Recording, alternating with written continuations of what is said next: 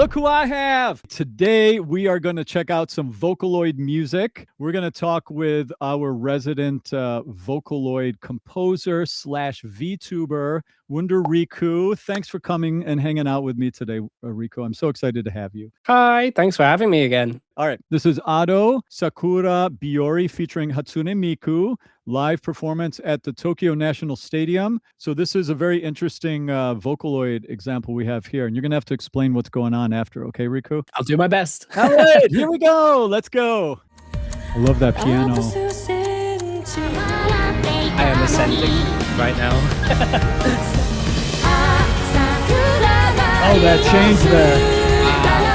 So cool. Pause for a second. Let's talk about that. Wow. Wow. Technically the biggest Vocaloid concert of all by technicality. Yeah, like, okay.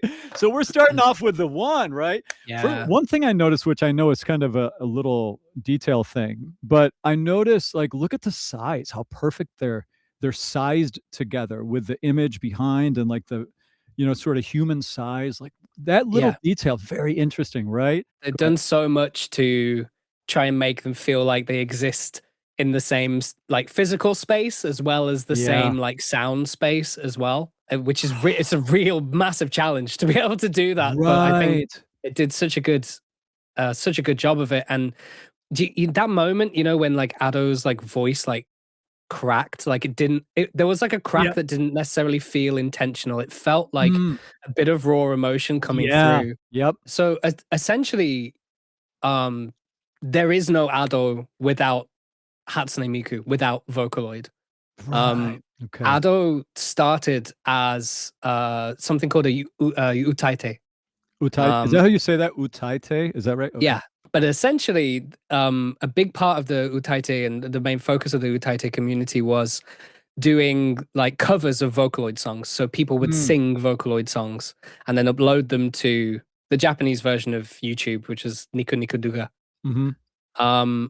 And that is how Ado started. And she was just a teenager, really young teenager, just putting these covers that she recorded with a crappy mic in her bedroom. Right. Yeah. Well, the whole, like, you know, Vivarium with we saw the, you know, the whole, it was so fun talking about that in that music video, how she, you know, like how many musicians start off like you're putting a mic in a closet, you clear out the clothing let the clothes be the you know, the dampener for the sound, and like it's not a surprise really that a lot of the Utaite community has kind of evolved into the VTuber community. Many VTubers are past Utaite. Okay. Interesting. But Utaite still exist as well, but a lot of them have kind of evolved into VTubing. But Ado is kind of, you know, one of the main, certainly the most prominent Utaite who has transformed into a performer who actually goes on stage for real and has found a way to keep her anonymity and to use an avatar to still represent herself. In a very creative solutions with the backlighting that you see here, where she's in silhouette all of the time.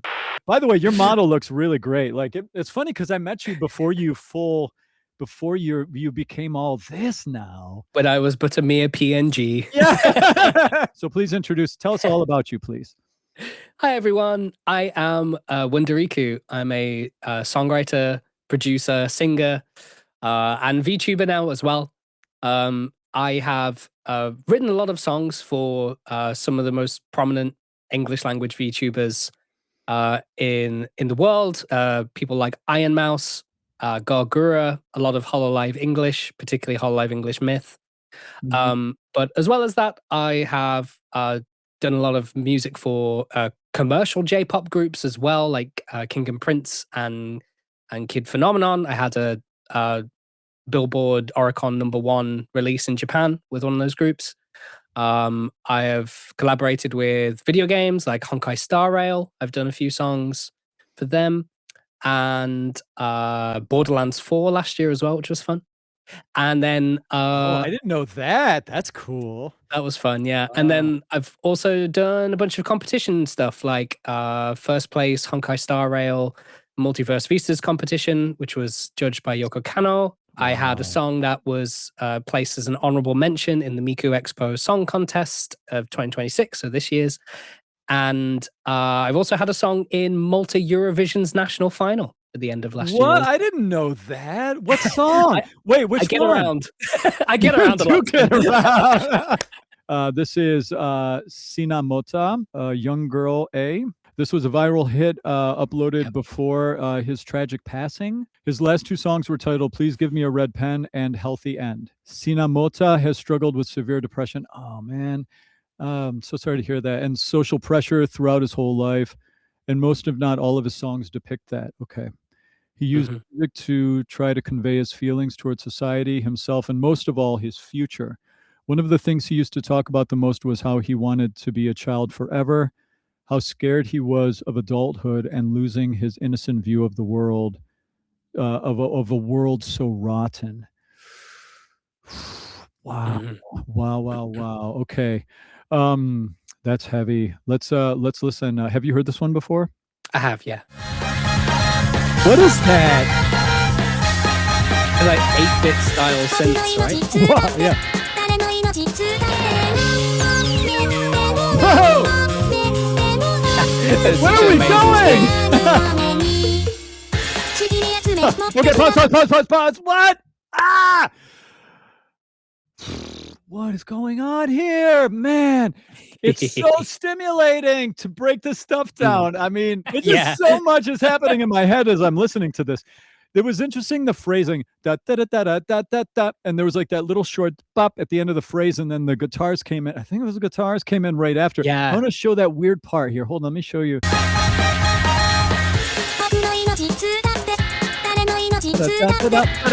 Yeah, so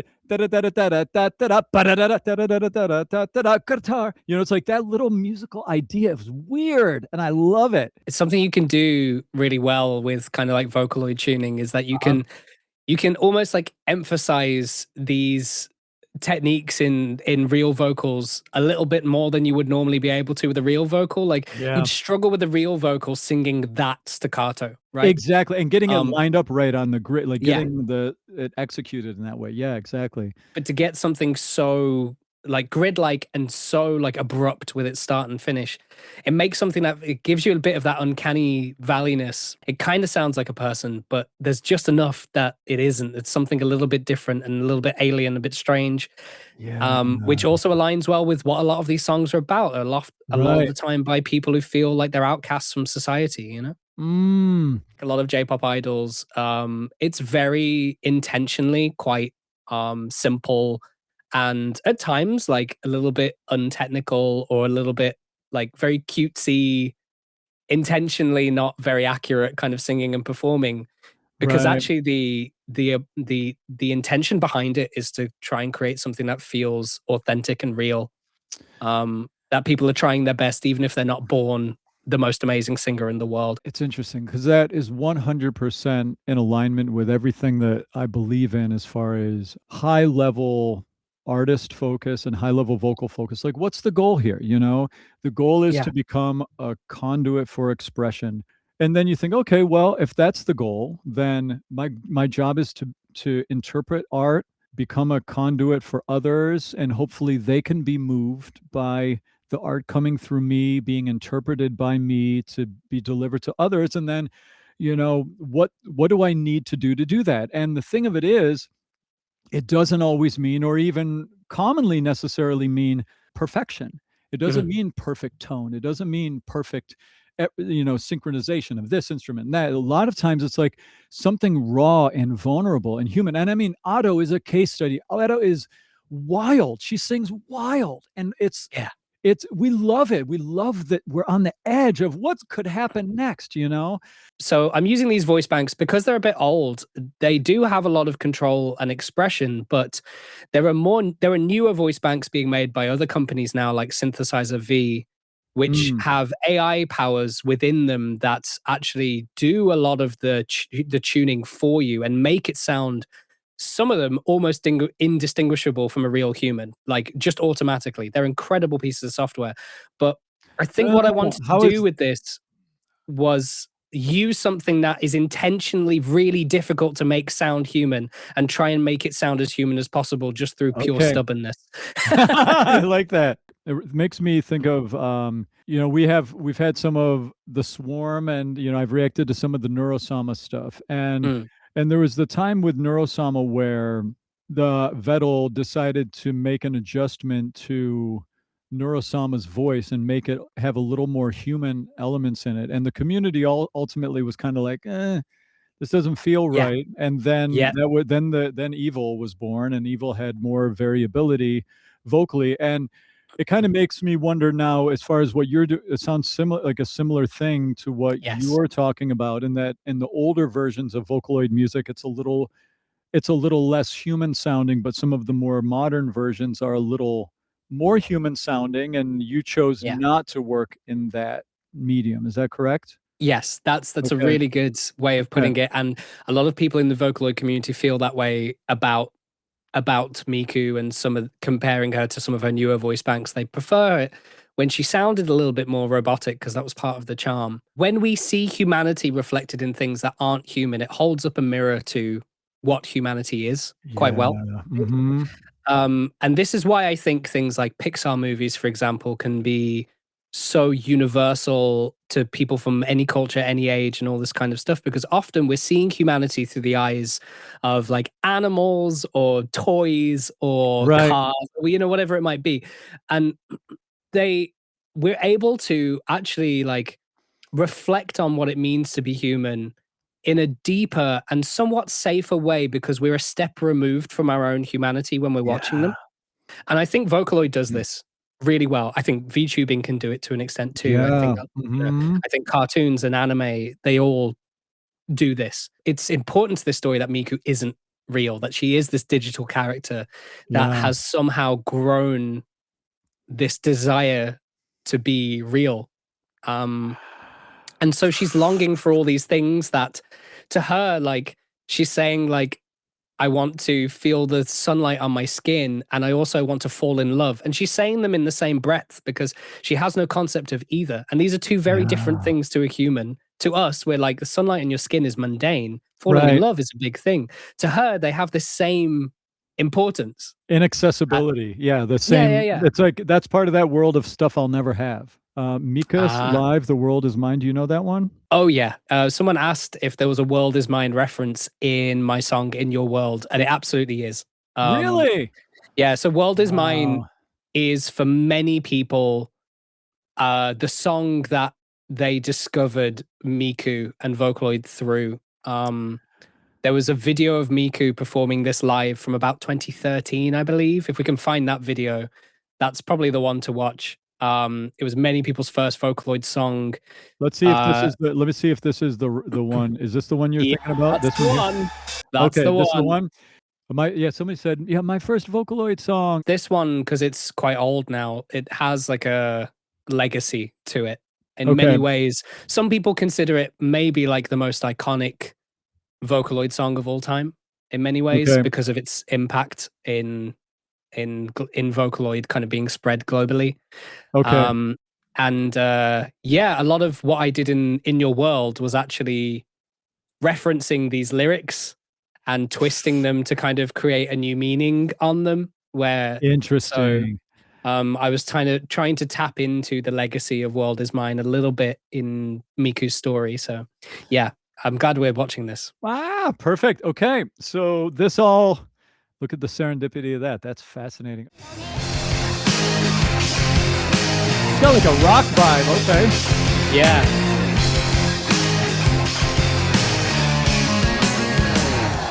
Wow. Back when Miku was a hologram as well. Oh, really? They're projecting that into this like thin film kind of screen that makes her look like she's 3D but also translucent at the same time. They used to do this hologram tech, and then it was only in the last few years they replaced it with just like a big LED screen, which is a bit controversial. I'm very nostalgic when they went from hologram to LED was not well received by everyone. Not at first, no. Interesting. I think I've heard people who've seen it this year say that it's getting better, but a lot of people were kind of hoping that she would always be this hologram, and the hologram would just get better, I guess. The only reference that I've really had to this type of thing is it's this sad robot. I've spoken about this before. Oh, The Porter yeah, Robinson. Porter Robinson. Oh, yeah. That was, I mean, every time I hear that sound, it makes me think about, is anyone there? Yes. Yeah. You know that? Yeah. Check this out. They said in the chat that he has his own, was it Po Uta? Is that what you said? The chat it disappeared, but he said that they said that he has his own voice bank for that. Like he had his own voice bank. That's Apparently. cool. I didn't know that. I didn't know that at all. Wow. I didn't realize it was his. I knew it was like a weird, obscure one that doesn't really get used for a lot of things, but I didn't realize it was his. That's so cool. This world. I love Porter Robinson. Wawoka is one of the most influential and iconic Vocaloid producers of all time, and he also would he had his own band, and he used to do like live versions of his Vocaloid songs a lot of the time too, and they are just as good.